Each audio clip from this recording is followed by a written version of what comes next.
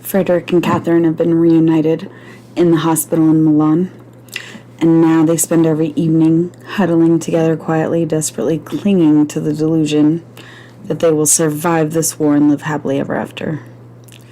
My name is Trisha Sulpizio. I'm your host for another episode of Tea and Bedtime Stories. In this episode, we'll continue reading Ernest Hemingway's novel, A Farewell to Arms. Last time we read chapter 16 in book 2, and now we'll continue the story with chapter 17.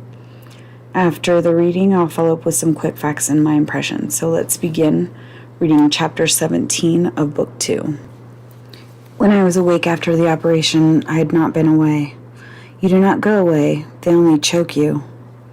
It is not like dying, it is just a chemical choking, so you do not feel, and afterward, you might as well have been drunk, except that when you throw up, nothing comes out but bile, and you do not feel better afterward.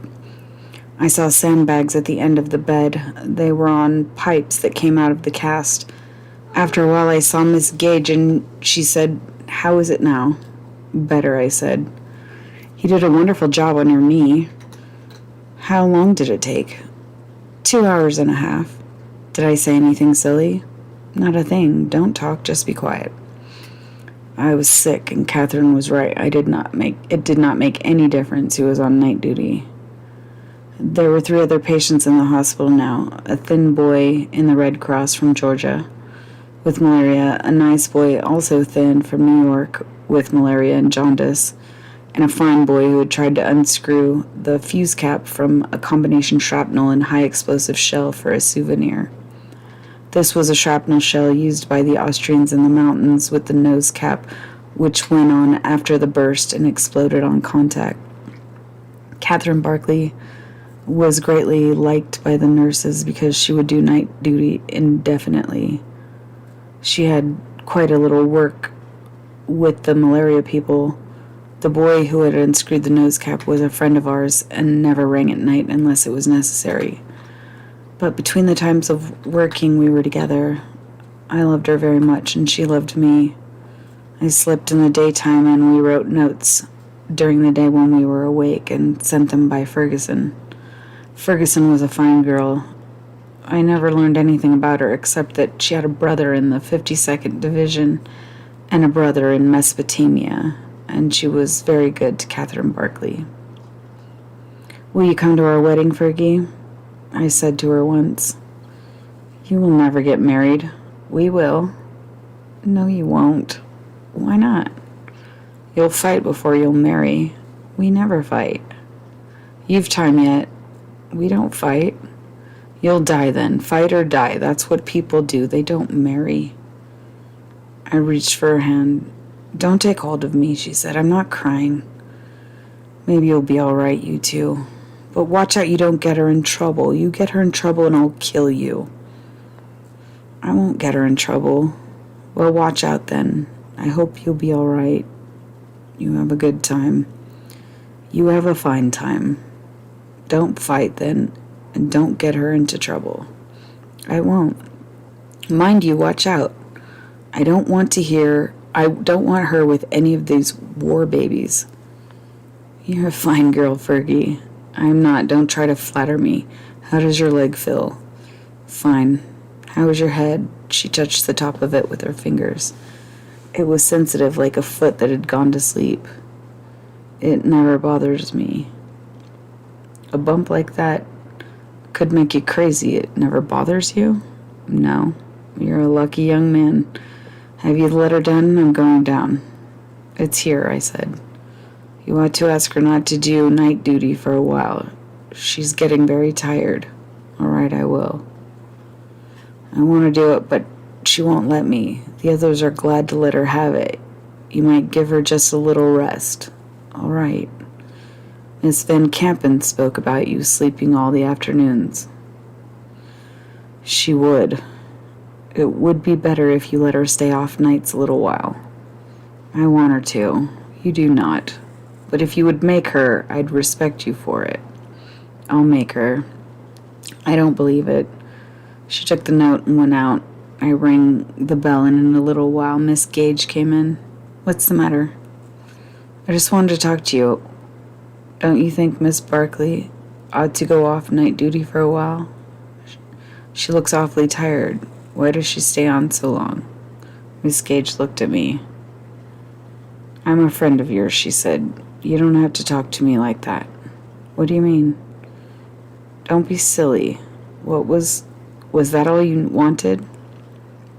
Do you want a vermouth? All right. Then I have to go. She got out the bottle of the armoire and brought a glass. You take the glass, I said. I'll drink out of the bottle. Here's to you, Miss Gage. What did Van Campen say about me sleeping late in the morning? She just jawed about it. She calls you our privileged patient. To hell with her. She isn't mean, Miss Gage said. She's just old and cranky. She never liked you. No. Well, I do, and I'm your friend. Don't forget that. You're awfully damned nice. No, I know who you think is nice, but I'm your friend. How's the leg, Phil? Fine. I'll bring you some cold mineral water to pour over it. It must itch under the cast. It's hot outside. You're awful nice. Does it itch much? No, it's fine. I'll fix those saddlebags better. She leaned over. I'm your friend. I know you are. No, you don't, but you will someday. Catherine Barkley took 3 nights off night duty, and then she came back on again. It was as though we met again after each of us had been away on a long journey. And that concludes chapter 17 of book 2. So a few quick facts. The sandbags were probably just functioning as a brace or a prop for the cast to keep it secure and elevated. The pipes, sounds kind of weird, were probably splints, I'm guessing. I couldn't find any information online. But you'd have to keep the knee straight while it heals. You could tear the stitches and all the innards. But a cast, if you don't know what that is, it's just like gauze, dry gauze, and then they put gauze dipped in plaster over the top so that it gets hard. Again, to keep the legs straight so that the stitches don't pop. Malaria is a disease. It's an infection caused by a parasite, usually a mosquito bite. And it's kind of like having a really bad flu, but the symptoms can last for months or put you in a coma or worse. I actually have a cousin who was a nurse in Pakistan for years. She was my mom's first cousin, so she's like my second cousin. But she was a nurse in Pakistan for a long, long time, and she contracted malaria a few times, and the last time it was nearly fatal, so she lost her visa privileges and couldn't go back. Her parents, even though they were my great aunt and uncle, they were more like my grandparents. They had a farm in Washington State, and I love them. I spent one spring there on their farm as a kid, and it was the best time of my childhood. Mostly my entire life. I would say that's my happy place if I have to pick myself up. Anyway, sorry, sidetracked. But I used to love to try to ask her about, what she did in Pakistan and what it was like there and stuff, but she was always really vague. I could tell it made her sad to talk about it, and I think she would have probably lived out the rest of her life there if she could, because she just always said how much she loved the people there. But anyway, that's malaria. The fuse cap, from what I read, it serves as a safety feature, usually to prevent accidental detonation during transportation and handling, as well as when they're first loading it, before it was ready to be armed. I guess the Austrian artillery that they used during World War I was, they built these combination shrapnel and high explosive shells. So some were set to detonate when they fired in the air, and then some would penetrate the ground and then explode. I guess that's what all the big giant craters if you look at pictures of the battlefields, there are all these giant craters. It was from those types of shells. And so I think that anecdote about the fine boy who tried to unscrew a fuse cap is one of the reasons that the book was banned in Italy when it was released. I think it was thought to be an intentional, very subtle way of demeaning like innocent Italian soldiers, which doesn't make a whole lot of sense to me. But anyway, those are all the quick facts that I have. My impressions, I don't know if you can tell by the way that I read at different points, but the book isn't what I would describe as well written in certain spots, and it makes it really hard to read aloud. It's almost nonsensical when you're looking at the text, and the author doesn't seem to understand or care about the value of grammar. Like, to me, he was obviously manic when he wrote. And I can decode the messages looking at the context, but if someone would have just cleaned it up a little bit, I would probably have a lot more respect for the writing itself. Because, call me a purist, but a message's effectiveness is measured by the interpreted result, not the intended results. It's not what you've meant to say, it's how they decoded your message. You know what I mean? What they thought you meant. And poor grammar just creates an unnecessary struggle for the reader, and it dilutes the message's impact, right? Punctuation is important because it punctuates certain things. Sentence structure is important. Separating points in a sentence, that's like kind of important crap, and I get it. Like, I watched that Ernest documentary about his life, I don't know, a few times now, and there's this one, like, I don't know, she's like Irish or something, and she's always talking about how, you know, his writing, it's like a combination of poetry and narrative, and I'm like, pick a lane, dude. You go a lot faster if you just stay in the same damn lane. I don't know, sorry, pardon my French, but, or my poor English, I don't know. It just drives me crazy sometimes trying to read his stuff, and I had to get that out. But I did want to address the idea that he is purposefully discrediting any of the young men that fought in the war. Frankly, I think their assumption that he was attempting to demean anyone is false. I didn't read it that way. In fact, I assume the soldier he was describing was an American. He didn't say. He just did distinguish the other two as American and from different places in America. And I also know that those hospitals would treat anybody of any denomination. But the way it read to me, I assumed he was American too. It's just, when we talked about the kid from Georgia, it gave a little bit more description because someone from Georgia has a specific accent, a very specific cultural ideology versus someone from New York. I don't know if you could get farther apart culturally. And so that was another, to me, just a counterpoint that he included. And maybe the kid with the fuse cap, there was enough interesting things he could say about him without having to point out where he was from, if that makes sense.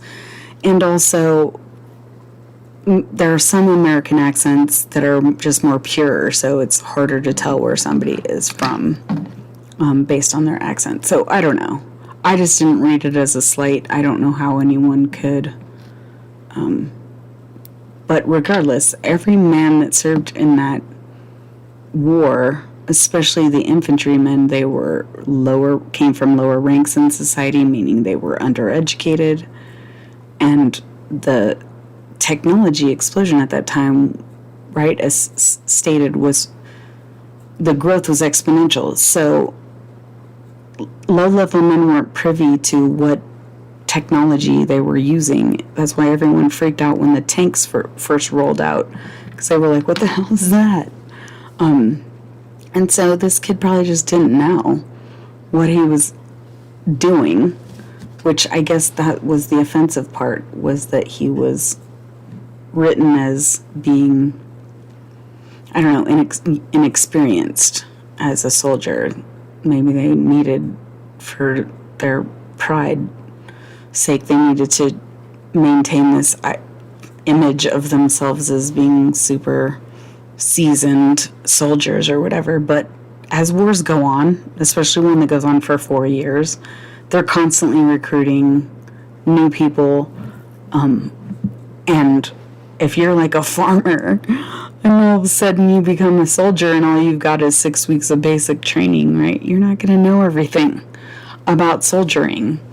And the constant turnover, because they kept killing people and having to get new people to go out there and fight for their whatever cause.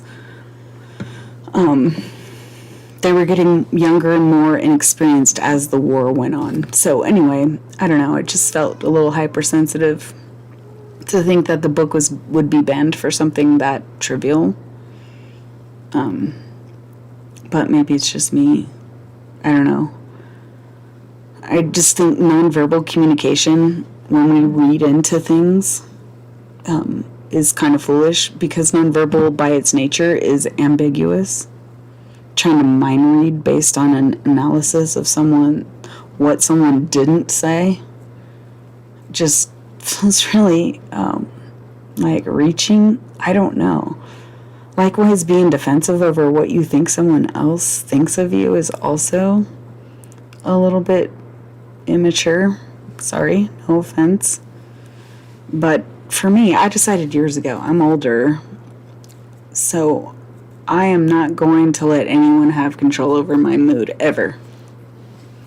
I get dirty looks from people just walking into a store sometimes. It's ridiculous. But I don't think twice about it. People could say whatever they want about me. I couldn't care less. I care about what I think of me, because that's what gets me through a day or doesn't.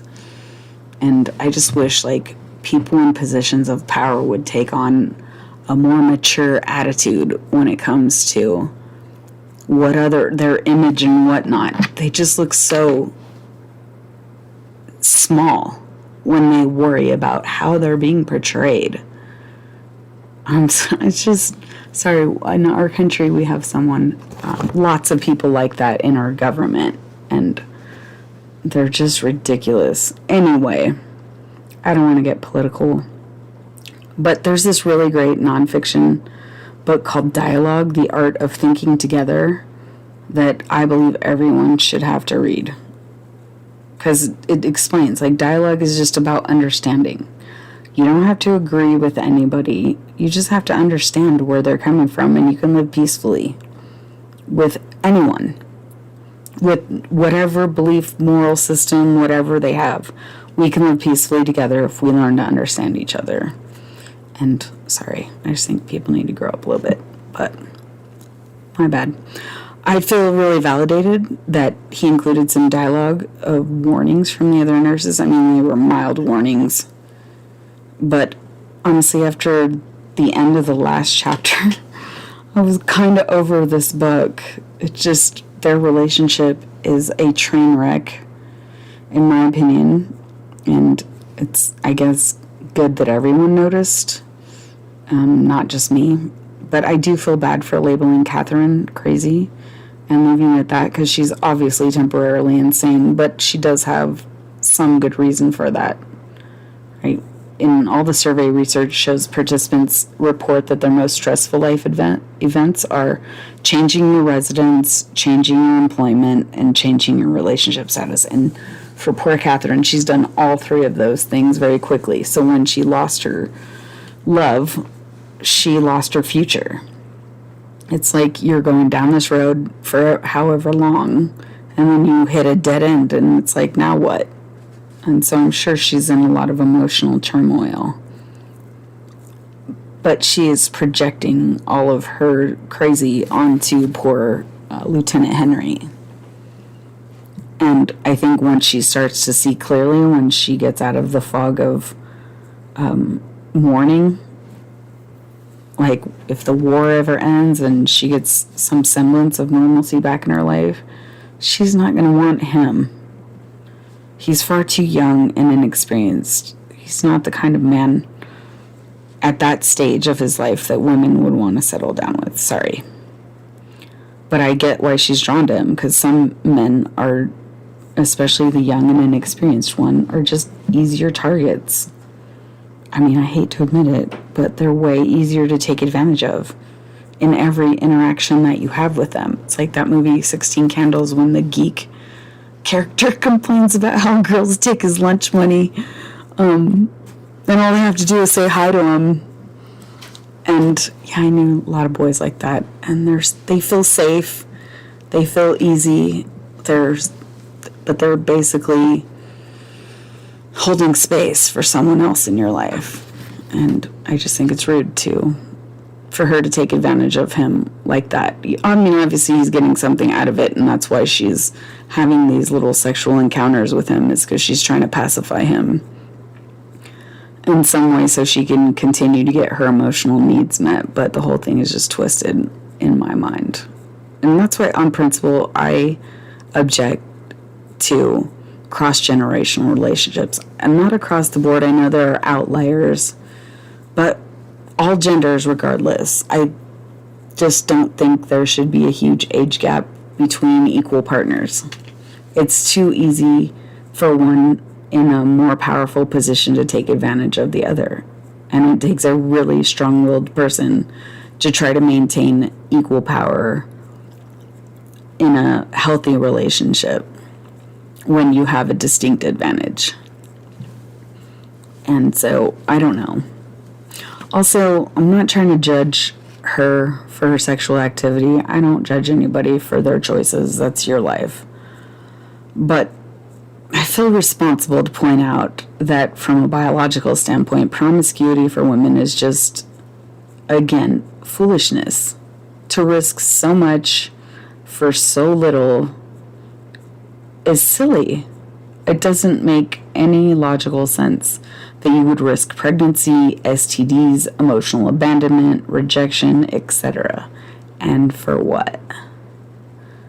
So you can get someone to tell you that they love you? I don't know. She's settling. He's confused. I don't know. I just think their relationship is trashy. But maybe that's just me. And I like Sternberg's theory of love. It's a triangular theory of love. It's kind of old, but it's a really good model because it talks about how, same way you look at a triangle, right? Consummate love is the combination of passion, intimacy, and commitment. And it's the kind of love everyone really wants. If you don't admit that that's what you really want, you're lying to yourself. And when we settle for less, we're self-sabotaging our own contentment, which doesn't, again, make a whole lot of damn sense. So, sorry, I'm getting frustrated with this book. But we have to keep going. Okay. What's stupid about the warnings is that they talk to him and not her. I mean, since she's the one risking her health and well-being, maybe they tried to talk to her and it just didn't work. I know I've been the one making stupid relationship decisions in the past, and I ended up losing a friend because I just wasn't ready to hear the truth or change. And I've also been the one later in life that had to watch another person make terrible relationship decisions and lost a friend because they weren't ready to hear the truth or change either. So I know that can be really tricky. But the kid has no incentive to end this relationship. He's getting all kinds of friendly benefits, and he thinks he's in love. So there's no incentive for him to cut off this relationship. He'll appease everyone, but he's not going to blow her off when she's giving him everything that he wants. What's really sad is the lack of depth. And I say that because she's obviously pleasuring him, but not getting any pleasure. At least that's not how it was described to me. And he doesn't seem to notice or care, which shows his lack of maturity in the situation. And so all he's going to do is lay low and wait for another opportunity to be with her, which is exactly what happened. And I don't know. I don't know if it's intentional by the writer to insert this parallel, but to me their sex life kind of mirrors the same experience that the civilians and combatants in this war are going through. They're all sacrificing themselves for the pleasure of someone else, their rulers or whoever, for little to no reward. Investing in this ridiculous conflict, knowing that they'll become bankrupt, game over at any moment. Makes no sense. Anyway, that's all I have for chapter 17 of book 2. Tomorrow I'll read chapter 18 of A Farewell to Arms by Ernest Hemingway. Please join me for more tea and bedtime stories. I really look forward to talking to you again soon. Thanks for listening.